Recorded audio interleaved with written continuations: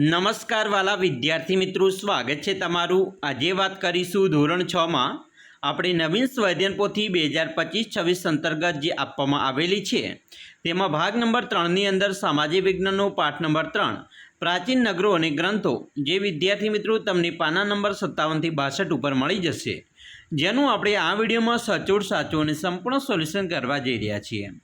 તો ચાલો વિદ્યાર્થી મિત્રો વિડીયોની શરૂઆત કરીએ। તેના પહેલાં ખાસ ચેનલમાં નવા છો તો ચેનલને અવશ્ય સબસ્ક્રાઇબ કરી વિડીયોને લાઇક અને શેર કરવાનું પણ ન ભૂલતા। વિદ્યાર્થી મિત્રો પાઠ 3 છે પ્રાચીન નગરો અને ગ્રંથો, જેમાં પ્રશ્ન 1 ની વાત કરીએ। યોગ્ય વિકલ્પ પસંદ કરી જવાબ આપો। મિત્રો પહેલો વિકલ્પ છે ધોળાવીરા નગરની મુખ્ય વિશેષતા નીચેનામાંથી કઈ સાચી નથી?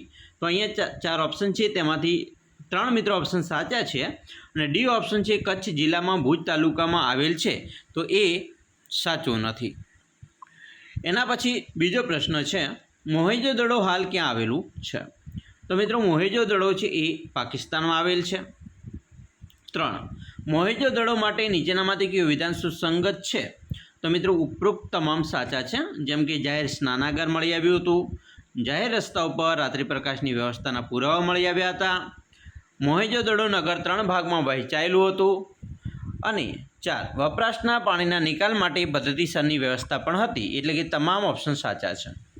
ચોથો પ્રશ્ન ભારતની પ્રાચીન સભ્યતાનો વસવાટ અને વિકાસ કયા પ્રદેશમાં થયેલો જોવા મળે છે?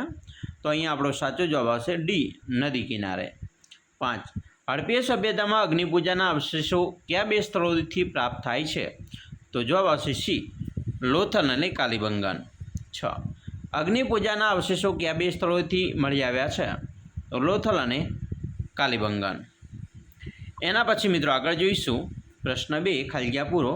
પહેલો પ્રશ્ન છે ધોળાવીરા કચ્છ જિલ્લાના ખાલગ્યા વિસ્તારમાં આવેલ પુરાતત્વીય સ્થળ છે? તો ખદીર બેટ। બીજું લોથલ અને રંગપુર ખાલગ્યા જિલ્લામાં આવેલ હડપ્પીય સભ્યતાના સ્થળો છે? મિત્રો લોથલ એ અમદાવાદ છે અને રંગપુર એ રાજકોટમાં આવેલ છે। એના પછી ત્રીજો પ્રશ્ન છે સૌરાષ્ટ્રમાં હડપ્પા સભ્યતાના સ્થળોની સંખ્યા ખાલગ્યા છે? તો 3। 4 ઋગ્વેદમાં ખાલગ્યા પ્રજાના સામાજિક જીવન વિશે માહિતી મળે છે? તો જવાબ આવશે આર્ય પ્રજા। 5 સિંધુ ખીણની સભ્યતામાં લોકો માટી સિવાય ખાલગ્યા અને ખાલગ્યાના ધાતુના વાસણો વાપરતા હતા? તો મિત્રો તાંબાના અને કાંસાના વાસણો વાપરતા। પ્રશ્ન 3 વિધાન ખરા છે કે ખોટા તે લખો। પહેલું વિધાન સિંધુ ખીણની સભ્યતા ફક્ત ભારતમાં જ આવેલી હતી? ના, ખોટું છે, હાલ પાકિસ્તાનમાં પણ છે। બીજું ભારત પાડોશી દેશ ભૂતાનમાં હડપ્પા સભ્યતાના અવશેષો આવેલા છે? ના, ભૂતાનમાં આવેલા નથી, પરંતુ પાકિસ્તાનમાં આવેલ છે। 3 ઋગ્વેદમાં ઋચાઓ સ્ત્રીઓએ પણ લખેલી છે? તો આ વિધાન સાચું છે। 4 સિંધુ સભ્યતાના લોકો માંસાહાર પણ કરતા હતા? તો આ વિધાન પણ સાચું છે। 5 હડપ્પીય સભ્યતાના સમયમાં અનાજના સંગ્રહ માટે ભંડારો બનાવવામાં આવતા હતા? આ વિધાન સાચું છે। 6 સિંધુ સભ્યતામાં પાણીના નિકાલ માટે ગટર જોવા મળતી નહોતી? તો આ વિધાન ખોટું છે। 7 સિંધુ સભ્યતામાં મકાન બાંધવામાં પથ્થરનો ઉપયોગ વધારે જોવા મળે છે? તો આ વિધાન પણ ખોટું છે। પ્રશ્ન મિત્રો 4 છે મને ઓળખો, જેની અંદર પહેલો પ્રશ્ન છે મારું એક કાર્ય ગવેષણા પણ હતું? તો રાજા। બીજો મારા 10 મંડળોમાં 1028 પ્રાર્થનાઓ છે, જેને સૂક્ત કહે છે? તો ઋગ્વેદ। 3 હું ભરૂચ જિલ્લામાં કીમ નદીના કિનારે આવેલું હડપ્પીય સભ્યતાનું નગર છું? જવાબ ભાગા તળાવ। 4 વખાર અને મણકા બનાવવાની ફેક્ટરી મારે ત્યાં મળી આવેલ હતી? જવાબ લોથલ। 5 મારે ત્યાંથી ખેતર ખેડેલા અવશેષો મળી આવ્યા હતા? જવાબ કાલીબંગન નગર। 6 હું જાહેર સ્નાનાગાર ધરાવતું હડપ્પીય સંસ્કૃતિનું પ્રાચીન શહેર છું? જવાબ મોહેંજો-દડો। મિત્રો આગળ જોઈશું પ્રશ્ન 5 જોડકા જોડવાના છે, જેની અંદર મિત્રો પહેલું જોઈએ રંગપુર, તો જવાબ આવશે અમદાવાદ। અહીંયા મિત્રો અમદાવાદ આવશે। તો આપણે મિત્રો આગળનો પ્રશ્ન હતો લોથલ અને રંગપુર, તો બંને અમદાવાદ જિલ્લો આવશે, બરાબર। આપણે રાજકોટ ચેકી દઈશું। દેસળપર, તો અહીંયા મિત્રો આવશે દેસળપર કચ્છ, રોજડી રાજકોટ, આમરા જામનગર અને ભાગા તળાવ ભરૂચ। પ્રશ્ન મિત્રો 6 નીચે આપેલા વિધાનો ખોટા શબ્દ ચેકી વિધાન ફરીથી લખો। મિત્રો અહીંયા પહેલું છે હડપ્પીય સભ્યતાને આપણે સિંધુ ખીણ સભ્યતા તરીકે ઓળખીએ છીએ? તો રાવી ખીણ ચેકી દઈશું અને આખું વિધાન છે એ વિધાન આપણે અહીંયા લખવાના છીએ કે હડપીય સભ્યતાને આપણે સિંધુ ખીણ સભ્યતા તરીકે ઓળખીએ છીએ. તેવી જ રીતે મિત્રો બીજું વિધાન છે, હડપા સભ્યતાના રસ્તાઓ એકબીજાને કાટખૂણે કાપતા હતા. અહીંયા સમાંતર ચેકી દઈશું અને વિધાન પૂર્ણ આખું કરીશું. 3. રાવી નદીના કિનારે 12 જેટલા અન્ન ભંડારો મળી આવેલ હતા. અહીંયા એક બી ચેકી દઈશું. 4. હડપા સભ્યતાની કૃષિ ક્રાંતિનું મુખ્ય મથક કાલીબંગન હતું. મહેરગઢ ચેકી દઈશું અને વિધાન આખું લખીશું. 5. સવારની દેવી ઉષા તરીકે ઓળખાય છે, તો અદિતિ ચેકી દઈશું અને વિધાન આખું લખીશું. પ્રશ્ન મિત્રો 7 છે. નીચેના પારિભાષિક શબ્દોની સમજ આપવાની છે, જેમાં એક વિધાન છે. પહેલું છે સભ્યતા. તો જોઈએ, માનવી પોતાની બુદ્ધિશક્તિ, આવડત અને કલાકૌશલ્યથી જીવનની એક વિશિષ્ટ અવસ્થાનું સર્જન કરે તે સભ્યતા. બીજું સંસ્કૃતિ. સંસ્કૃતિ મનુષ્યની રહેણી કરણી સાથે સંકળાયેલી છે અથવા તે જીવન જીવવાની રીત છે. એના પછી ત્રીજું સિંધુ ખીણ. હડપીય સભ્યતાને આપણે સિંધુ ખીણની સભ્યતા તરીકે પણ ઓળખીએ છીએ. ઈસવીસન 1921માં હડપામાંથી સિંધુ ખીણની સભ્યતાના સૌપ્રથમ અવશેષો મળી આવ્યા હતા. પ્રશ્ન મિત્રો 8. નીચેના પ્રશ્નોના જવાબ 1-2 વાક્યમાં લખો. પહેલો પ્રશ્ન છે, વિશ્વમાં પ્રાચીન સભ્યતા કયા કયા દેશોમાં જોવા મળે છે? તો જવાબ, વિશ્વમાં પ્રાચીન સભ્યતાઓના દર્શન ઇજિપ્ત, મેસોપોટેમિયા, ભારત, ચીન, રોમ વગેરે દેશોમાં જોવા મળે છે. બીજું, ભારતના કયા પડોશી દેશમાં પ્રાચીન હડપા સભ્યતા જોવા મળે છે? જવાબ, ભારતના પાકિસ્તાન પડોશી દેશમાં પ્રાચીન હડપીય સભ્યતા જોવા મળે છે. 3. ધોળાવીરા નગરની મુખ્ય વિશેષતાઓ કઈ ગઈ છે? જવાબ, ધોળાવીરા નગરની મુખ્ય વિશેષતા વરસાદના પાણીના સંગ્રહની વ્યવસ્થા અને સ્ટેડિયમની છે. 4. ગુજરાતના કયા કયા જિલ્લામાં હડપા સભ્યતાના નગરો જોવા મળે છે? જવાબ, ગુજરાતમાં અમદાવાદ, કચ્છ, જામનગર, રાજકોટ અને ભરૂચ વગેરે જિલ્લામાં મિત્રો હડપા સભ્યતાના નગરો જોવા મળે છે. પ્રશ્ન 9. નીચેના પ્રશ્નોના જવાબ 2, 3 કે 4 વાક્યમાં લખો. વિધાન 1. પ્રશ્ન 1. ઋગ્વેદમાં કયા કયા દેવી દેવતા અને પ્રાણીઓના ઉલ્લેખ જોવા મળે છે?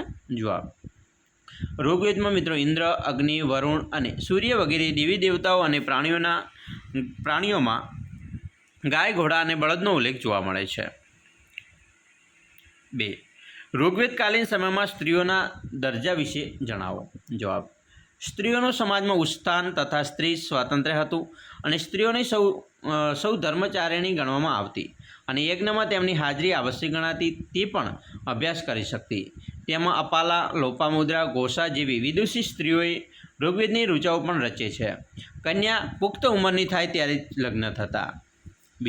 ત્રીજો પ્રશ્ન છે મિત્રો, હડપા સભ્યતા વખતે સ્ત્રી પુરુષો કેવા કેવા આભૂષણો પહેરતા હતા? જવાબ, હડપા સભ્યતા વખતે સ્ત્રી પુરુષો કંઠાર એટલે કે ગળાનો હાર, હાથમાં વીંટી, કાંડામાં કડા પહેરતા. સ્ત્રીઓ બંગડીઓ, કાનમાં કુંડળ, કંદૂરો, ઝાંઝર વગેરે આભૂષણો પહેરતી. ચોથો પ્રશ્ન, હડપા સભ્યતાની નગરરચના કેવી હતી? જવાબ, આયોજનબદ્ધ નગરરચના હડપીય સભ્યતાની સૌથી મોટી લાક્ષણિકતા હતી.